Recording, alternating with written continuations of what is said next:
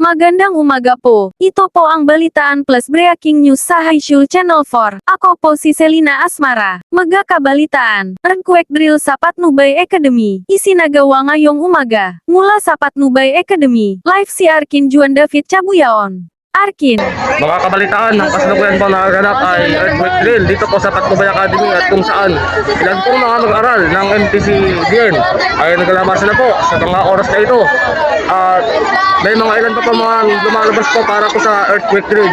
Meron pa po ilan pong nakatakip po muna ang kanilang ulo at sa ngayon po ay mayroon po may hawak ng kamaypay o di kaya ng bimpo at sa ngayon po mga kabalitaan marami pa po sila lumalabas. Yan po mga kabalitaan, kinakita niyo po sa mga oras na ito, no? Sa ngayon, may mga opisyal po ng SSG na nandito para kunan po ang nasabing earthquake drill. Sa ngayon po, ilan po mga CAP ay nakisali na rin. Sa ngayon po, mainit dati ang araw sa mga oras na ito at nagpapatuloy naman po ang mga paghahanda tungkol dito. May mga nakabukas na yung payong sa mga oras na ito.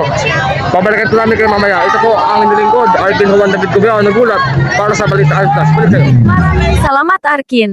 Manatiling nakatutok sa Balitaan Plus para sa iba pang magabalita. Ako po si Selina Asmara, nakuulat para sa Balitaan Plus. Maraming salamat po at mabuhay ang Pilipinas.